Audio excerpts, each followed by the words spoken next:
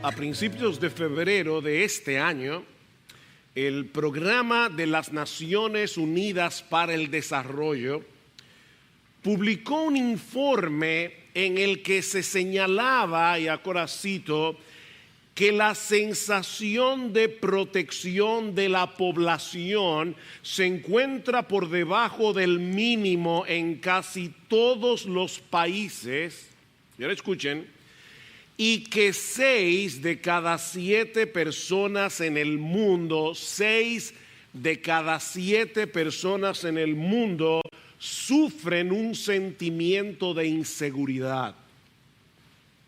Según este informe, las naciones con algunos de los niveles más elevados de salud, riqueza y educación muestran un mayor grado de ansiedad que hace 10 años. Las naciones que tienen un mayor nivel de riqueza, de salud y de educación y están experimentando hoy más ansiedad que hace 10 años atrás.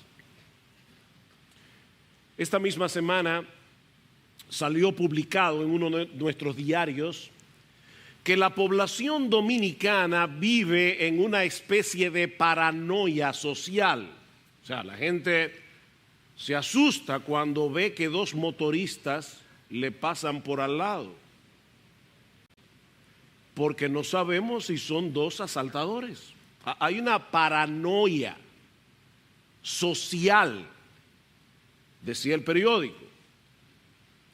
Estamos viviendo un clima de mucha inseguridad. Ahora, añádale a esto que aún entre los cristianos se percibe cierto grado de desasosiego por el futuro. Y uno lo escucha en las conversaciones cuando se junta con hermanos. La agenda globalista marcadamente secularizada avanza a un paso tan acelerado que muchos se preguntan qué le espera a la iglesia en los próximos años.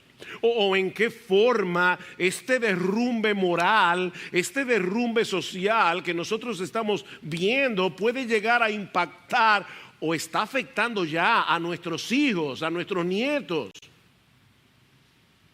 Hay un temor generalizado, no solo entre los incrédulos, mis hermanos, aún entre creyentes.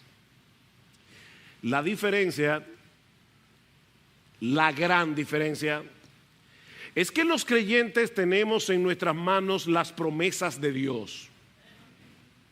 Promesas con las cuales podemos mantener a raya nuestros temores, promesas con las cuales podemos vivir en esperanza, como vemos en el pasaje que vamos a considerar en esta mañana para concluir nuestra serie expositiva en el libro del profeta Ageo. En aquellos días, los israelitas también estaban enfrentando un futuro muy incierto, humanamente hablando. Israel había perdido su soberanía, recuerden, unos 70 años antes cuando Babilonia los invadió. Ahora se encontraban bajo el dominio de los persas. El templo que simbolizaba la presencia de Dios en medio de ellos seguía en ruinas y todo parecía indicar que en los próximos años Israel seguiría siendo como una mota de polvo en el medio del Medio Oriente, rodeado de naciones muy poderosas que podían volcarse contra ellos en cualquier momento. ¿Dónde había quedado la promesa que Dios le había hecho al rey David de que uno de sus descendientes se sentaría en su trono para siempre? ¿Había algún futuro para Israel como nación del pacto? Mis hermanos, el panorama que estos judíos tenían por delante no era muy prometedor. Pero en este momento, Dios le envía a Zorobabel, el gobernador de Judá, un mensaje sorprendente. Cuando lo vemos en su contexto, este mensaje es sorprendente. Un mensaje que Ageo debía incluir. El Espíritu Santo movió a Ageo para que incluyera ese mensaje que fue dirigido particularmente, primariamente a Zorobabel. Él debía escribirlo en este libro, para que el pueblo de Dios a través de todos los siglos pudiera animarse leyendo el mensaje que Dios le envió a Zorobabel en aquel día. Mi hermano, tú y yo necesitamos abrazar de corazón el mensaje que Dios le envió a Zorobabel. Ese mensaje está aquí. Dios hubiera podido darle un mensaje privado a Zorobabel y no haberlo incluido en su palabra. Pero ¿sabes por qué ese mensaje está aquí? Porque Dios sabía que tú y yo necesitábamos ese mensaje. Era para Zorobabel y era para ti, y era para ti, y era para ti, y era para mí. Y Dios quería que Zorobabel en ese momento, en medio de tanta debilidad, en medio de tanta inseguridad, en medio de tanto temor por el futuro, Dios quería que Zorobabel supiera tres cosas. Y que tú y yo supiéramos esas mismas cosas. En primer lugar, que sus planes se cumplirían sin lugar a dudas, porque nuestro Dios posee un dominio absoluto sobre todas las cosas. Los planes de Dios se van a cumplir. Versículo 20 otra vez. Y la palabra del Señor vino por segunda vez a Ageo el día 24 del mes, es decir, el mismo día del mensaje tercero, el 18 de diciembre en nuestro calendario. Dios le envió otro mensaje a Ageo, pero esta vez dirigido específicamente a Zorobabel. ¿Y cuál fue el mensaje? Mis hermanos, pongan atención a la gramática de este texto. Pongan atención. Versículo 21. Habla a Zorobabel, gobernador de Judá, diciendo yo.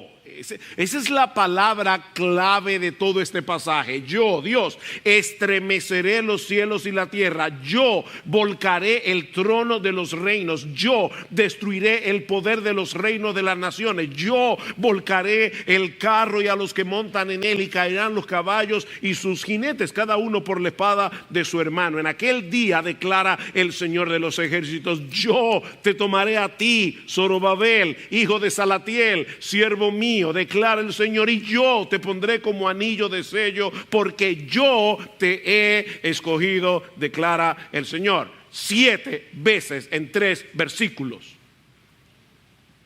Yo lo haré, yo lo haré, yo lo haré. De ahí el título de mi sermón: espera en mí, que yo lo haré. Yo lo haré. Esto no es lo que Dios tiene la esperanza de llevar a cabo siempre que no suceda ningún imprevisto. Ustedes ven gente que le dice: mira, fulano, yo espero tenerte esto a tiempo, yo espero estar en tu casa el martes con esto, siempre y cuando no suceda nada. Eric estaba supuesto a estar aquí hoy para dirigir una reunión, pero no está. Porque nosotros no tenemos control de todas las cosas. Pero nuestro Dios sí. Esto es lo que Dios ha dicho que hará, y lo hará con toda certeza, porque nada ni nadie puede oponerse a sus planes. Nada ni nadie puede frustrar las decisiones de Dios. El futuro será como Él ha decidido que sea, porque Él controla todas las cosas, porque para eso Él es Dios. En los decretos de Dios no hay lugar para incertidumbre, no hay lugar para un pequeño margen de error. No, para Dios no hay ni un pequeñísimo margen de error, porque no hay un rincón en todo el universo que Él ha creado donde Él no ejerza una absoluta y total soberanía. Nuestro Dios no tiene rival. Nuestro Dios no tiene nada que se le asemeje. De hecho, él mismo dice en Isaías capítulo 46, versículo 9, no hay ningún Dios como yo, que anuncio lo por venir desde el principio y desde la antigüedad lo que aún no era hecho, que digo, mi consejo, mi decreto permanecerá y haré todo lo que quiero. ¿Oyeron eso? Todo, no un 50%, no un 99%. No hay nada que nuestro Dios se proponga hacer que Él no pueda llevarlo a cabo, porque no existe un poder sobre la tierra que pueda ponerle resistencia. Todos los habitantes de la tierra son considerados como nada, dijo Nabucodonosor, el gran emperador de Babilonia. Todos los habitantes de la tierra, todos son considerados como nada comparados con Dios. Toda la humanidad completa, cada ser humano queda reducida a nada, incluyendo a los ricos, incluyendo a los poderosos. Y Él hace según su voluntad, sigue diciendo Nabucodonosor. Tenía una mejor teología que muchos evangélicos en el día de hoy. Él hace según su voluntad en el ejército del cielo y en los habitantes de la tierra, y no hay quien detenga su mano y le diga ¿qué haces? Ni en el cielo ni en la tierra existe un poder que pueda frenar, que pueda frustrar los planes de Dios. Isaías 40:15. Oigan esto, hermanos. He aquí que las naciones le son como la gota de agua que cae del cubo, y como menudo polvo en la balanza le son estimadas. ¿Te parece muy poderosa la ONU? Parece poderosa. ¿Te parece poderoso el poder militar de Rusia? ¿O el poder militar de los Estados Unidos de Norteamérica? Bueno, déjame decirte que para Dios, la ONU, la OEA, Estados Unidos, Rusia, Ucrania y todos los países juntos son como esa gota de agua que cae del cubo cuando tú estás limpiando casa. Tú moviste el cubo, se cayó una gota de agua, y esas son todas las naciones juntas para Dios. Imagínate por un momento que tú vas al mercado a comprar mangos, y los mangos los pesan, y tú le dices a la persona: mira, límpiame bien ese mango porque yo no quiero que el polvo me lo ponga más caro. Eso sería ridículo. Bueno, eso es exactamente lo que dice aquí. Dice que todas las naciones son como menudo polvo en la balanza. O sea, así como el polvo pegado del producto no puede mover la balanza, las naciones tampoco. Y sigue diciendo Isaías: como nada son todas las naciones delante de ti, y en su comparación serán estimadas en menos que nada y que lo que no es. Como si no existieran. Mira, mi hermano, mi hermana, no cometas el error de comparar el poder de las naciones y de todos esos organismos internacionales con nuestra capacidad de respuesta, porque te vas a llenar de ansiedad, te vas a llenar de temor.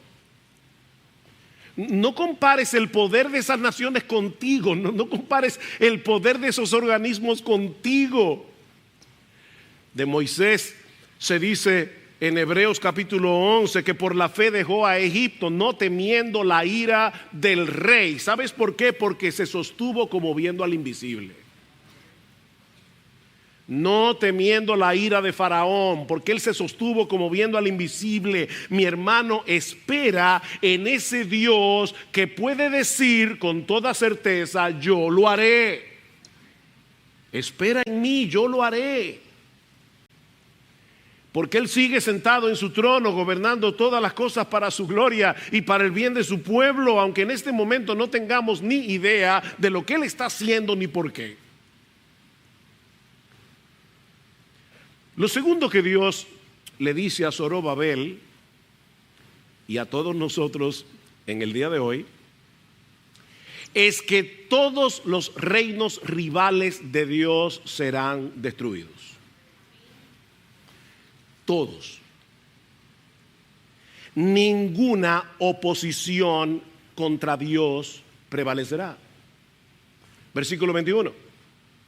Habla Zorobabel, gobernador de Judá, diciendo: yo estremeceré los cielos y la tierra, y volcaré el trono de los reinos, y destruiré el poder de los reinos de las naciones, y volcaré el carro de los que y a los que montan en él, y caerán los caballos y sus jinetes, cada uno por la espada de su hermano.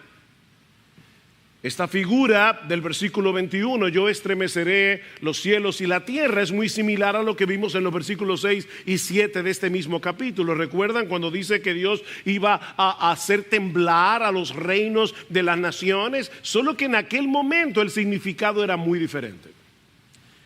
Ageo capítulo 2, versículo 6, porque así dice el Señor de los ejércitos: una vez más, dentro de poco yo haré temblar los cielos y la tierra, el mar y la tierra firme, y haré temblar a todas las naciones. Vendrán entonces los tesoros de todas las naciones, y yo llenaré de gloria esta casa, dice el Señor de los ejércitos. Esta profecía se repite una y otra vez en los profetas. Ellos visualizaban el día en que habría de cumplirse la promesa que Dios le hizo a Abraham de que a través de uno de sus descendientes serían benditas todas las familias de la tierra. Dice en Sofonías capítulo 3 versículo 9, escuchen esto, mis hermanos, porque aquí están incluidos los dominicanos. Dice que Dios daría a los pueblos labios puros, a todos los pueblos, para que todos ellos invoquen el nombre del Señor, para que les sirvan de común acuerdo. Desde más allá de los ríos de Etiopía, mis adoradores, mis dispersos traerán mi ofrenda. Ven, Dios aparece y todas las naciones se rinden ante Él, o gente de todas las naciones. Esta profecía se cumplió cuando Dios el Hijo se hizo hombre en su primera venida. Desde entonces nuestro Dios ha estado construyendo un enorme templo espiritual formado de piedras vivas, con gente de todo pueblo, lengua, tribu y nación, que se postran ante el Dios de Israel y le adoran en espíritu y en verdad. Pero en los versículos 21 al 22 el panorama es muy diferente. Porque aquí no se habla de salvación, aquí se habla de destrucción. Y se usa el mismo lenguaje que Dios usó en Génesis cuando habló de la destrucción de Sodoma y de Gomorra. Lo que Ageo está describiendo en los versículos 21 y 22 es muy similar a lo que se describe en el Salmo 2. Es una absurda conspiración universal contra el Señor y contra su Cristo, que está condenada al fracaso desde el principio. Dice: ¿por qué se amotinan las gentes y los pueblos piensan cosas vanas? Se levantarán los reyes de la tierra y príncipes consultarán unidos contra el Señor y contra su ungido, contra su Cristo, contra su Mesías. Eso es una total ridiculez. Dice en el versículo 4: el que se sienta como rey en los cielos se ríe. El Señor se burla de ellos. Esta conspiración no produce ninguna alarma en el trono de Dios, pero lamentablemente sí produce muchas alarmas en nuestros corazones. Hay una diferencia en cómo el cielo reacciona y cómo nosotros reaccionamos. Mis hermanos, seamos honestos. Desde nuestro punto de vista, los poderes terrenales nos parecen demasiado poderosos. Y fácilmente olvidamos quién es el que está en control. Sí, es cierto que hay una conspiración contra Dios, es cierto que hay una conspiración contra su iglesia, hay una humanidad caída que pretende darle un golpe de estado a Dios. Eso es real. Eso es lo que vemos todos los días en los medios de comunicación, es lo que vemos en los gobiernos nacionales, es lo que vemos en los organismos internacionales. Eso es real. Mis hermanos, no podemos negar lo que está a la vista. Hay una conspiración. La agenda globalista es real. El movimiento LGBTQ es real. La ideología de género es real. Mis hermanos, todos esos organismos internacionales que están tratando de implantar una dictadura ideológica en países como los nuestros, eso es real. Pero el resultado final de esta guerra ya está decidido. Ese es el punto. Sí, algunos de estos grupos ganarán batallas aquí y allá, porque el Dios soberano, por alguna razón que nosotros no entendemos, les va a permitir ganar ciertas batallas, pero no ganarán la guerra, mis hermanos. Ya Dios determinó, ya Dios decretó la destrucción final de todos los reinos que se le oponen al suyo. Por eso alguien decía muy sabiamente que no debemos cometer el error de visualizar el futuro a la luz del presente. No. Debemos visualizar el presente a la luz del futuro. Son dos formas muy distintas de ver la vida. Todos los poderes que se le oponen a Dios serán suprimidos, serán destruidos. Esta profecía tendrá su cumplimiento final y definitivo cuando el Señor Jesucristo regrese en gloria. Dice en Apocalipsis capítulo 19, hay una batalla y al final Jesucristo vence. Pero ¿saben qué, mis hermanos? A través de toda la historia, una y otra vez, nosotros vemos al Dios soberano poniendo límites al mal. Cuando Hitler inauguró el Tercer Reich, o sea, el Tercer Imperio, en enero de 1933, Hitler anunció con bombos y platillos que estaba inaugurando un reino que iba a durar 1000 años. ¡Wow! 1000 años. Duró 12 años, 3 meses y 8 días.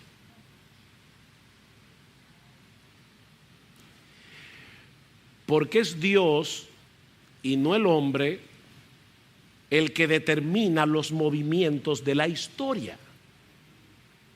Solo Él tiene poder para decir con certeza: yo lo haré. Este sistema que ahora opera contra el Dios del cielo será completamente destruido, pero como dice Pedro, según su promesa, nosotros esperamos nuevos cielos y nueva tierra en los cuales mora la justicia. Lo que Pedro está diciendo es: porque Dios lo prometió, nosotros podemos esperarlo. Los burladores dicen, ¿verdad?, ¿dónde está la promesa de su advenimiento? Estos evangélicos tienen años diciendo: Cristo viene, Cristo viene, Cristo viene, y Él no viene. Pero tú y yo sabemos que cuando Dios promete algo, no importa cuántos años pasen, Él lo cumplirá. Entonces, como Él prometió cielos nuevos, tierra nueva, donde mora la justicia, dice Pedro, nosotros podemos esperar en eso. E incluso sigue diciendo Pedro, nosotros tenemos que vivir ahora a la luz de esa promesa. ¿Cómo no debéis vosotros andar en una santa y piadosa manera de vivir? Porque Dios cumplirá lo que prometió. Y eso nos lleva a la tercera parte del mensaje que Dios le dio a Zorobabel. Y es que Dios le dice a este hombre, en palabras, ¿verdad?, que tenemos que explicar, que la línea davídica, o sea, la línea del rey David, de la que vendría el Mesías, esa línea sería preservada hasta el establecimiento del reino del Mesías, porque nuestro Dios es fiel a sus promesas, porque lo declara Jehová de los ejércitos. Versículo 23. En aquel día, y esa es una expresión que habla del día del Señor, el día que apunta hacia la segunda venida de Cristo. En aquel día, declara el Señor de los ejércitos, te tomaré a ti, Zorobabel, hijo de Salatiel, siervo mío, declara el Señor, y te pondré como anillo de sello, porque yo te he escogido, declara el Señor de los ejércitos. Para poder entender esta parte del mensaje, es necesario que nosotros sepamos quién era Zorobabel. A lo largo de esta serie hemos estado hablando de Zorobabel, el gobernador de Judá, pero no hemos hablado mucho acerca de él, de hecho casi nada. ¿Quién era Zorobabel? Bueno, Zorobabel era nieto de Joacim. Oh, wow. Pastor, ¿y quién era Joacim? Bueno, Joacim fue el último rey de la línea davídica que reinó legítimamente en Jerusalén antes del cautiverio babilónico. Después de Joacim, que fue llevado cautivo a Babilonia, Nabucodonosor puso como títere a su tío Sedequías, pero era un rey títere, el rey legítimo de la línea de David, el último rey legítimo que reinó en Israel, en Jerusalén, antes del cautiverio babilónico, fue Joacim, el abuelo de Zorobabel. De manera, mis hermanos, que Zorobabel era un descendiente legítimo del rey David, aunque en ese momento de la historia no tenía posibilidad alguna de volver a ocupar el trono, porque Israel había perdido su autonomía política. Israel estaba bajo el poder de los persas, como decíamos al principio, y ellos reconocieron, los persas, a Zorobabel como el gobernador de Judá.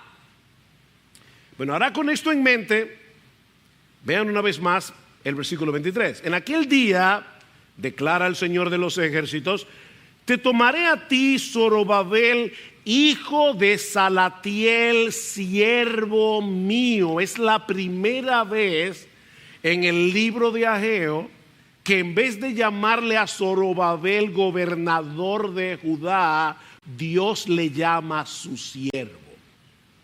La primera y única vez. Tú eres mi siervo, y ese es un título que se usa en el Antiguo Testamento para referirse a David y para referirse al Mesías descendiente de David. De hecho, lo pueden ver claramente si leen los capítulos 40 al 55 del libro de Isaías. Verán como una y otra vez Dios se refiere al Mesías como su siervo. Y ahora le dice: yo te pondré como anillo de sello, porque yo te he escogido. ¿Y eso qué significa? Bueno, este sello era un símbolo de autoridad y era usado para endosar todos los documentos oficiales.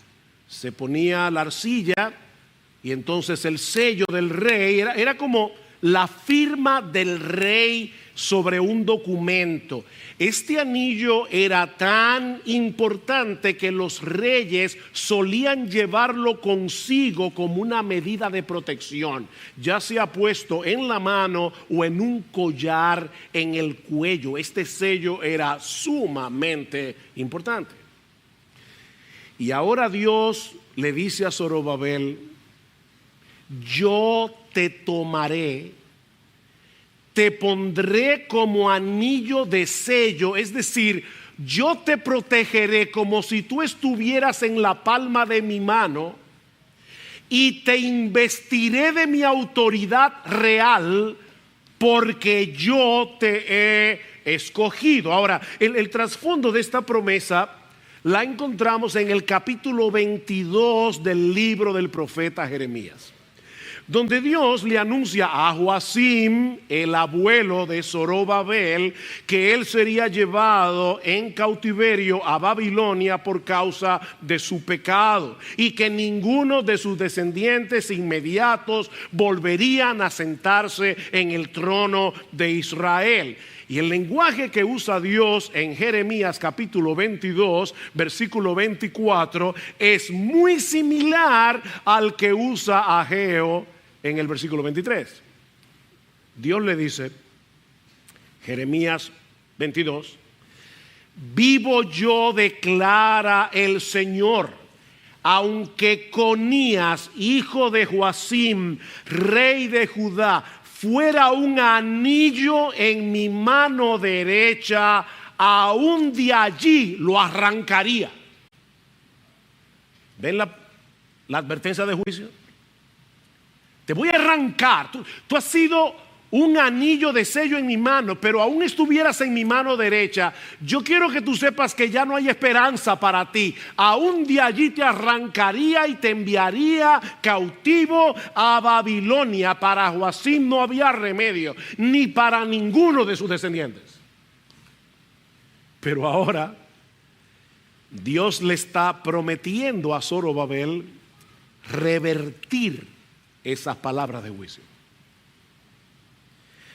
La promesa mesiánica que Dios le hizo a David habría de cumplirse con un descendiente de Zorobabel. Yo te he escogido como mi siervo, yo te protegeré como un anillo de sellar en mi propia mano y yo te investiré de autoridad.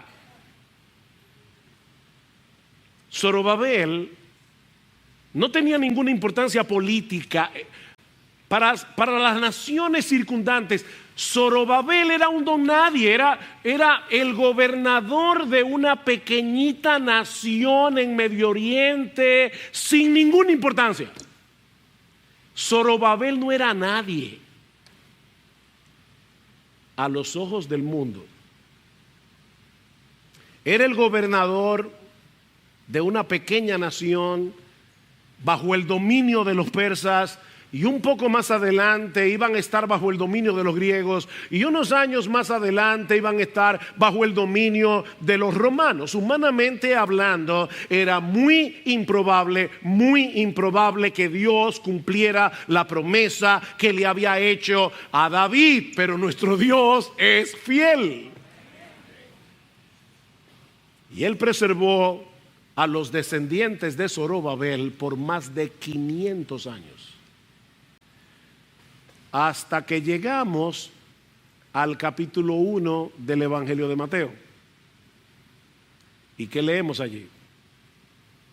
Que después de la deportación a Babilonia, Jeconías engendró a Salatiel, Salatiel engendró a Zorobabel, Zorobabel a Abiud, y así sigue descendiente tras descendiente hasta llegar a Jacob, que engendró a José, el marido de María, de la cual nació Jesús, llamado el Cristo.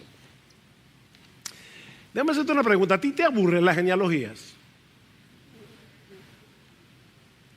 ¿Tú crees que la Biblia sería mejor, sería más emocionante si no tuviera genealogías?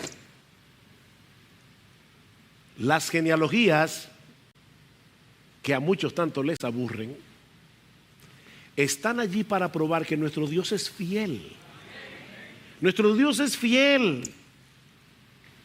Él cumplió en Cristo lo que le prometió a David, un rey eterno. ¿Cómo comienza Mateo? Este es el libro de la genealogía de Jesucristo, hijo de David, hijo de Abraham. Si nosotros no tuviéramos todas esas genealogías, no podríamos trazar la fidelidad de Dios, preservando a toda una nación, generación tras generación, hasta que Dios cumpliera la promesa de que David se levantaría un rey que se sentaría en su trono para siempre, que de un descendiente de Abraham se levantaría uno en el cual serían benditas todas las familias de la tierra. Y Zorobabel está allí. De hecho, en Lucas capítulo 3, en el versículo 27, la genealogía en la versión de Lucas, nosotros vemos que Zorobabel también está en la genealogía de María. Se mencionan en los dos pasajes. Nuestro Dios es fiel, hermanos. Israel tuvo que esperar 520 años para ver el cumplimiento de esta promesa. Pero nuestro Dios es fiel. Y aunque el Mesías murió en debilidad en una cruz romana, Él resucitó al tercer día y Él ascendió a los cielos y Él está sentado como rey a la diestra del Padre hasta que todos sus enemigos sean puestos por estrado de sus pies, ya sea por conversión o por destrucción. Pero todos sus enemigos serán puestos por estrado de sus pies. Mis hermanos, el día llegará cuando en el nombre de Jesús se doblará toda rodilla de los que están en los cielos y en la tierra y debajo de la tierra, y toda lengua confesará que Jesucristo es el Señor, para la gloria de Dios el Padre. No hay posibilidad alguna de que la historia humana termine de otro modo, porque el soberano del universo dijo que lo hará. En los días de Zorobabel esta promesa no parecía cumplible. Los poderes de este mundo parecían demasiado poderosos, lo mismo que pasa hoy. Pero Dios cumplió lo que prometió. ¿Dónde está el poderío de los persas? ¿Dónde está el imperio que fundó Alejandro el Grande? ¿Dónde está el imperio romano? ¿Dónde están todos esos imperios? Pero Jesús está sentado en su trono y volverá por segunda vez, como dice Pablo en 2 Tesalonicenses, para dar retribución a los que no conocieron a Dios ni obedecen al evangelio de nuestro Señor Jesucristo. Óyeme bien, mi amigo, no seas uno de esos de los que dice Pedro que se burlan preguntando: ¿y dónde está la promesa de su advenimiento? Cristo viene por segunda vez, y si tú no te has arrepentido de tus pecados, si tú no has venido a Cristo en arrepentimiento y fe, humillado, pidiendo perdón, el día de su venida será tu desgracia. Él vendrá para dar retribución a los que no conocieron a Dios ni obedecen al evangelio de nuestro Señor Jesucristo. Óyeme bien, mi amigo, los cuales sufrirán pena de eterna perdición, excluidos de la presencia del Señor y de la gloria de su poder, cuando venga en aquel día para ser glorificado en sus santos y ser admirado en todos los que creyeron. Tú y yo veremos ese día y admiraremos extasiados a nuestro bendito Salvador. Esperen en Dios, que Él lo hará. No tengas la menor duda de eso, mi hermano. El reino del Mesías será establecido en los cielos nuevos y en la nueva tierra, y toda la tierra será llena del conocimiento de la gloria de Jehová, como las aguas cubren el mar, como dice Habacuc 2:14.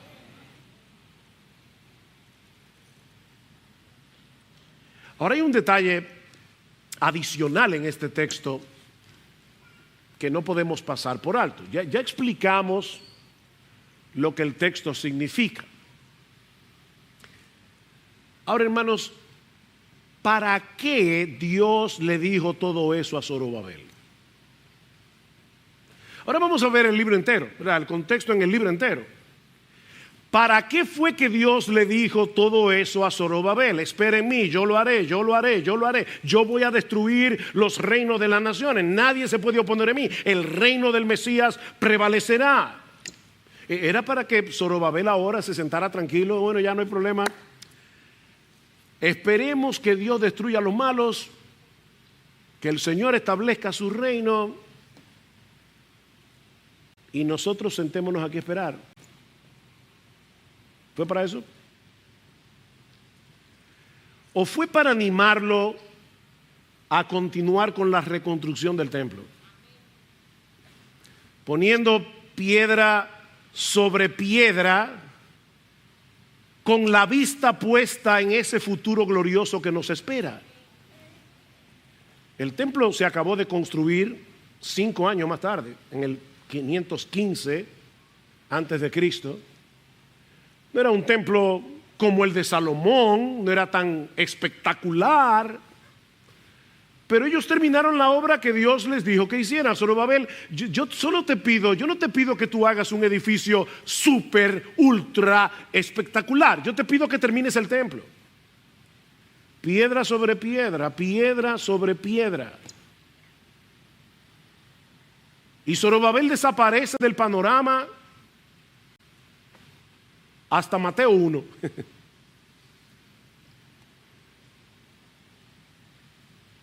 Dice en Daniel capítulo 11, versículo 34, que el pueblo que conoce a su Dios se esforzará y actuará. No es un pueblo pasivo, no es un pueblo vago, no es un pueblo místico que está dedicado únicamente a la contemplación. No es un pueblo esforzado. Mis hermanos, estas promesas no deben llevarnos a contemplar con pasividad todo lo que está pasando a nuestro alrededor. Nosotros somos la sal de la tierra, nosotros somos la luz del mundo. Hay algo que tú y yo tenemos que hacer en medio del caos que nos rodea,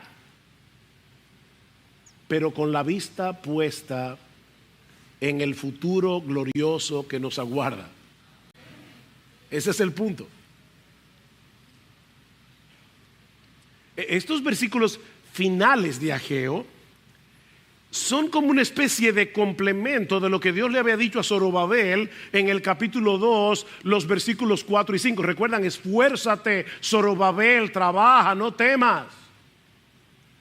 Esfuérzate, trabaja y no temas. Zorobabel continúa poniendo piedra sobre piedra en este templo que no parece tan impresionante, porque ese esfuerzo que a tus ojos parece pequeño es un eslabón más en toda una cadena de algo mucho más grande, de algo mucho más glorioso que Dios está haciendo en la historia de la redención.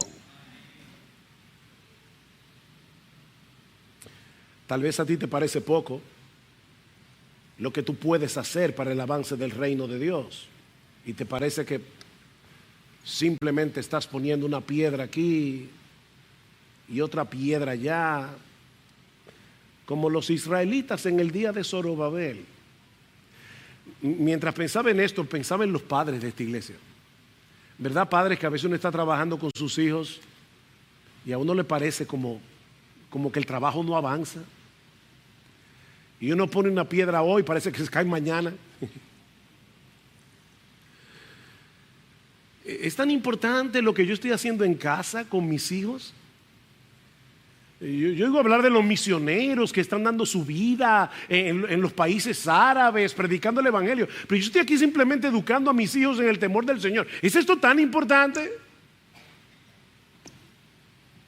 Sí, es importante. Sigue poniendo piedra sobre piedra, aunque nadie te vea. Es un eslabón más. La semana que viene en la reunión vamos a hablar otra vez de las necesidades que nosotros tenemos de que muchos de nuestros hermanos se involucren en ministerios.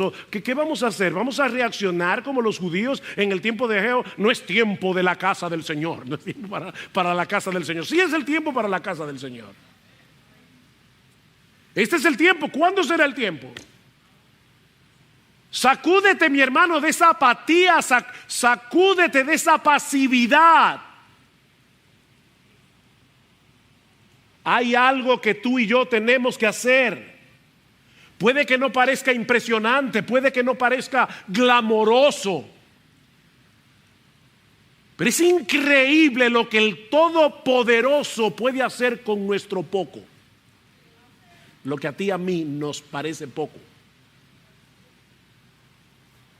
esfuérzate, trabaja, no temas. Porque Dios está haciendo algo que ahora mismo no podemos ver. Dios está haciendo algo para la gloria de su Hijo. Dios está construyendo un templo espiritual de piedras vivas, de todo pueblo, lengua, tribu y nación. Dios lo está haciendo y lo está haciendo con el pequeño esfuerzo tuyo y mío. Porque nosotros tenemos un tesoro en vasos de barro. ¿Sabes para qué? Para que la excelencia del poder sea suya y no nuestra. Somos como Zorobabel. Estamos aquí poniendo una piedra y otra piedra y otra piedra. Y uno dice, ¿a dónde va a llegar esto?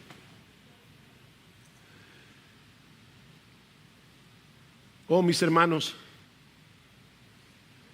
ahora que hemos terminado el libro de Ageo, que nos exhorta a poner en orden nuestras prioridades, que nos exhorta a mirar hacia el futuro, a mirar hacia lo que Dios está haciendo en la historia, en el tiempo, para la gloria de su Hijo.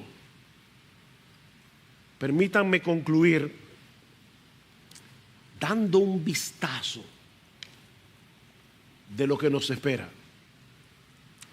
para que terminemos esta serie alimentando nuestra esperanza. Solo así vamos a poder mantener a raya el temor y seguir corriendo la carrera que tenemos por delante. Dice en Apocalipsis capítulo 5 versículo 8 que cuando Cristo hubo tomado el libro que contenía los decretos de Dios para la historia humana, los 4 seres vivientes, hermano, escucha este pasaje tan conocido como si lo estuvieras escuchando por primera vez. Vislumbra lo que tú y yo vamos a ver en el futuro. Los 24 seres vivientes y los 24 ancianos se postraron delante del Cordero. Todos tenían arpas y copas de oro llenas de incienso, que son las oraciones de los santos. Y cantaban un nuevo cántico diciendo: digno eres de tomar el libro y de abrir sus sellos, porque tú fuiste inmolado y con tu sangre nos has redimido para Dios de todo linaje y lengua y pueblo y nación, y nos has hecho para nuestro Dios reyes y sacerdotes, y reinaremos sobre la tierra. Tú y yo reinaremos sobre la tierra. Esa promesa no es para George Soros, esa promesa no es para Bill Gates, esa promesa no es para los miembros de la ONU, esa promesa es para esos débiles creyentes que han puesto su confianza en Jesucristo. Los mansos reinarán para siempre sobre la tierra. Dios lo prometió y Él lo hará. Y miré y oí la voz de muchos ángeles alrededor del trono y de los seres vivientes y de los ancianos, y su número era millones de millones, que decían a gran voz: el Cordero que fue inmolado, Él es digno de tomar el poder, las riquezas, la sabiduría, la fortaleza, la honra, la gloria y la alabanza, y a todo lo creado que está en el cielo y sobre la tierra y debajo de la tierra, en el mar, y a todas las cosas que en ellos hay. Oí decir al que está sentado en el trono y al Cordero sea la alabanza, la honra, la gloria y el poder por los siglos de los siglos. Los 4 seres vivientes decían: amén. Y los 24 ancianos se postraron sobre sus rostros y adoraron al que vive por los siglos de los siglos. Glorias sean dadas a nuestro bendito